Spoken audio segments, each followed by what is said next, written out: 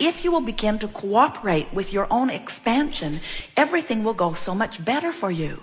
When you come to realize that everything you're feeling, everything you're living, everything everybody else is feeling, and everything that everybody else is living is only about one thing. It's about your personal vibrational relationship between who you're being right here this minute by virtue of what you are giving your attention to, and who you are really being by virtue of all that you have lived and all that life has caused you to become. So you have all of these emotions that tell you how you're doing. When you feel love and joy and appreciation, passion, eagerness, that means the thoughts that you're dominantly thinking are right there in alignment with the thoughts that the source energy within you thinks, and that alignment feels like all of those wonderful things to you. It also is because you are experiencing your unequivocal awareness of your empowerment. That is the embodiment of empowerment. When you line up with who you are and you're offering one signal, you are a string to reckon with. In other words, everybody around you must cooperate with you, and the uncooperative ones have to bounce right out of your experience because your signal of alignment is so powerful. On the other end of this emotional scale, where feelings like despair or fear are, those feelings are the way you feel when you have for a while activated a vibration within you by virtue of what you give your attention to, and the source energy does not come and join you in that. Isn't that a good thing, that the source energy part of you does not come and join you in that? Well, you say, no, it'd feel better if source would join me down here, wallow with me in my pity party. And we say, think about the navigational systems in your vehicles. Jerry and Esther have several different kinds, but they're all the same, basically. The system knows where they are because of the satellites in the sky and the dishes on their vehicles. They program in their desired destination, and the system calculates a route, tells them how to get from where they are to where they want to be. How would it be if Magellan, as soon as they program in where they want to be, Magellan automatically says, no, I'll just program myself to where you are, and then announces you're here. So the source within you is not going to join you. Source within you is always going to stay where you have most expanded yourself to be. So over here where the emotions feel so terrible, that's your perception of no power. Over here where the emotions feel so wonderful, that's your perception of complete empowerment. So we want you to begin to realize that from where you are to where you want to be is this fast moving river, always moving.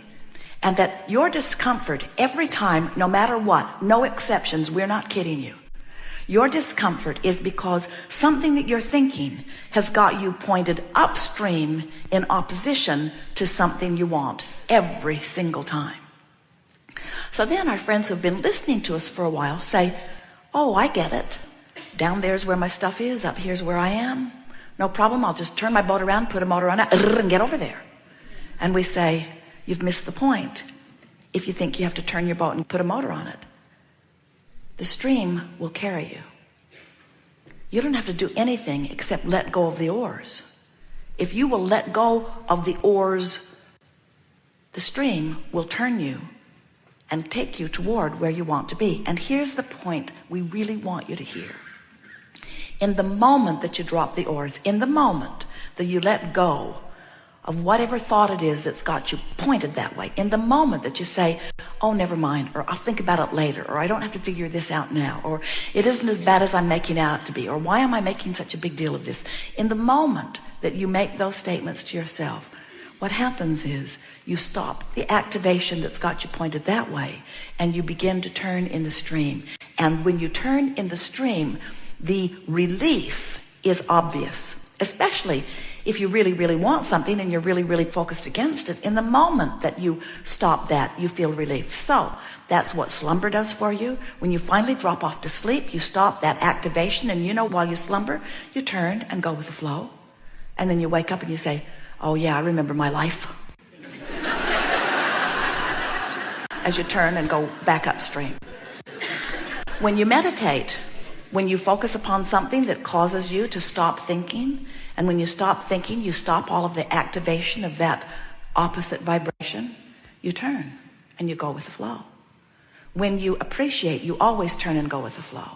But the tricky thing is, when you're over there feeling really, really bad, and you've got some bright-eyed, bushy-tailed friend over here saying, come over here, come over here. You sort of just want to kill them because you can't relate to them at all. And the source within you is not going to come over there where you are, but it is going to continue to call you from where you are. Now, this is the thing we really want you to hear.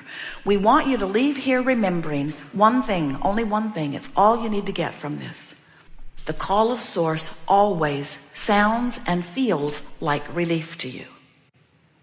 So if you are in despair and all of a sudden you get mad, really, really, really mad, you feel better, don't you? Have you ever been depressed and then got full of rage and revenge? Can't you feel yourself taking some of your power back? If you've been watching the news and you are following the story of the most recent gunman, maybe then you're hearing some of the powerlessness that he was feeling. And many people in the world who are watching that are uncomfortable with the fact that he got into that rage and revenge mode and then acted so violently. And we say, if he had in his life been allowed to move from his feeling of powerlessness into rage and revenge naturally, he would have moved right through into less anger and less anger and less anger, into frustration, into hope, into believing, into knowing. In other words, he, like everyone, has a source energy calling him. But when you feel powerless and you are naturally called in the direction of what feels better, and you move into that revenge mode, and then the world stands and says, wait, it's wrong for you to feel that way. It's inappropriate for you to act out in anger. Then you just go back to powerlessness. So it's powerlessness, revenge, powerlessness, revenge, powerlessness, revenge. No improvement takes place. Every single person who has ever done anything terrible to any other person is someone well-meaning, wanting with everything that they have to move in the direction of connection with who they are. But they've lost track of their guidance system. They don't know about emotions. They don't know that their emotions are calling them home. And so instead, they're trying to follow the guidance of everybody else that's around them. You learn that early on. When you're little and your mother asks for a certain behavior from you and is pleased when you give it to her and displeased when you don't, she has guided you to get outside of your own guidance system. So now, instead of paying attention to the way you feel, instead of letting your life cause you to expand and feeling your emotions which call you into alignment with who you are, now you're looking to your mother, and it's easy to do. She loves you and she's right there. But then you're looking to another and to another and to another. And then before you know it, there are so many diverse people who want so many different things from you. It's hard for you to know which way to go. If we were talking to someone who was a potential serial killer, like this one at this college, we would be saying, come on into that revenge and keep on coming, keep on coming, keep on coming. And there is no one that we've ever met that could not move in a day or two through revenge right into hope if they knew that they were moving in the direction of coming into alignment with Source. It's a really rare human who understands the journey from sickness to wellness, or from confusion to clarity, or from potential serial killer to an alignment with Source, because it's a rare physical human who will give himself permission to improve his own emotional state and therefore follow his own guidance.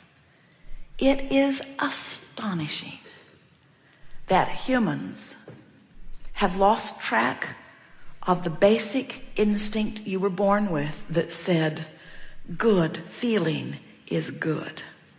So how do you think you could lose that sense? So easy. Somebody else said, it might feel good to you, but it doesn't feel good to me, and I'm bigger, so do what I say. But when you reach this stage of life where you finally acknowledge, I am the boss of me, then you can begin to listen to the guidance that is within you. And you can begin today, if you want to turn in the direction of the feeling of relief.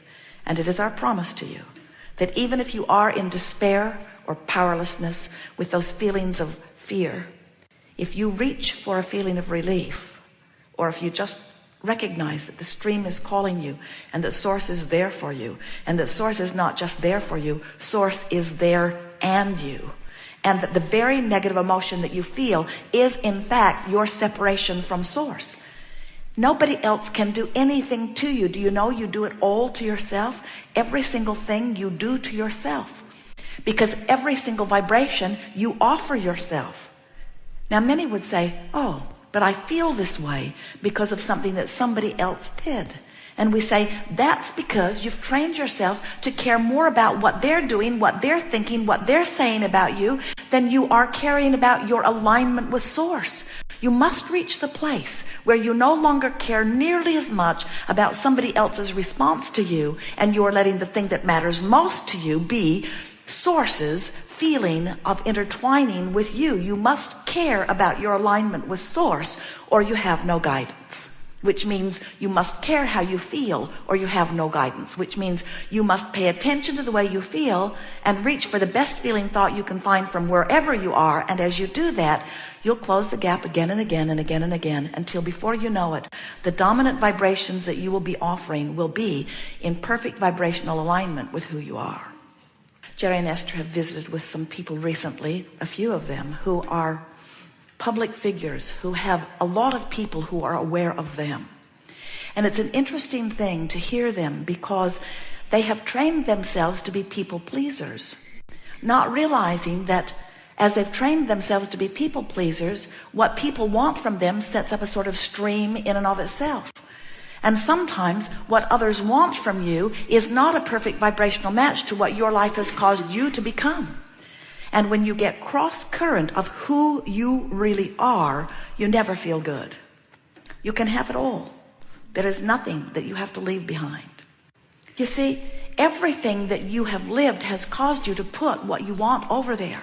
And when you are basking, when you are floating, when you are reveling in life, when you are appreciating, when you are tuned in, tapped in, turned on, when the majority of what you are about is feeling good, now the universe can yield to you what feels like effortlessly to you, because you have never created through your action. You don't create through your action. You create through your alignment of thought.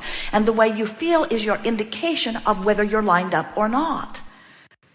And when you get in alignment with what you've put over there in vibrational escrow, and you know that you're doing that because you're feeling better and better and better and better and better, then you begin to experience what to others looks like miraculous unfolding, but to us it looks like the natural divine order of the universe. You are supposed to get what you want, and all of the resources of the universe are working in concert to facilitate that. And if things aren't working out for you, it's not because everyone in the universe isn't cooperating for you. It's not because the energy that creates worlds is not cooperating for you. It all is. It's only because you are pointed in opposition to what you're asking for. And every time you do it, no more excuses, friends. Every time you do it, you're feeling negative emotion. Every single time. That's what every particle of negative emotion is. It's you turned in opposition to something that you ask for, that you're being called toward. Now, there are two really interesting factors in this. First, if you hadn't asked for it, the stream wouldn't be flowing. And if the stream weren't flowing, your opposition to it wouldn't feel so bad. Did you get that? In other words, you're the reason the stream is flowing in the speed that it is, and you're also the reason that you're pointed with or against the current. So the more life has caused you to ask, the faster the stream is flowing. Whatever you're thinking right now has you either moving with it or against it. Isn't it simple to understand this? You are the creator of your own reality. Your thoughts get the stream moving, and your thoughts take you with it or against it. And that's all there is to the story. There isn't something that you're supposed to do. There's only something that life calls you to do. And when you get up to speed with who you are, talk about the call of source. Talk about the expanded version of you.